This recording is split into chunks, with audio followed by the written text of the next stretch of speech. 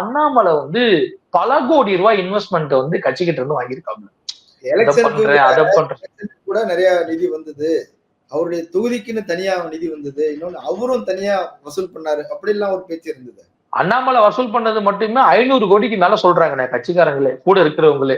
இன்னும் எம்பி ஆகல, எம்எல்ஏ ஆகல, ஒரு கவுன்சிலர் கூட ஆகல.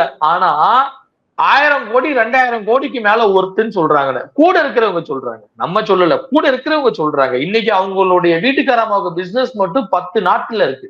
எனக்கு தெரிஞ்சு 10க்கும் மேற்பட்ட நாடுகள்ல பிசினஸ் இருக்கு. இன்னொன்னு, முன்னாள் சுகாதாரத்துறை அமைச்சர் விஜயபாஸ்கரனுடைய மச்சினி சுகந்தியா என்னமோ அப்படின்னு சொல்றாங்க. அவங்களும் இந்த அண்ணாமலையோடைய வீட்டுக்காரமா இருக்க அகிலாவும் 2 பேரும் பிசினஸ் பார்ட்னர்ஸ்.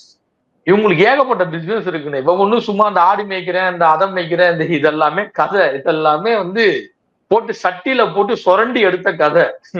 இந்த எனக்கு வந்து சொல்றாரு, வீட்டு வாடகை, பெட்ரோல் செலவு, நிகழ்ச்சி செலவு, அது மாசம் 10-15 லட்சம் ரூபாய் ஆகுது, அதுவே நண்பர்கள் தான் கொடுத்து உதவுறாங்கல்ல அவர் சொல்றாரு. சரி, அண்ணாமலையார் சாம்பர் யாருதுன்னு உனக்கு கேள்விக்குள்ள போனோம். உங்க அக்கா வீட்டுக்காரர் வந்து நீ இப்படி ஆளாகிறதுக்கு முன்னாடி பைக்ல போயிட்டு இருந்தவர் சிவகுமார், கரூர்ல இருக்கிறவரு.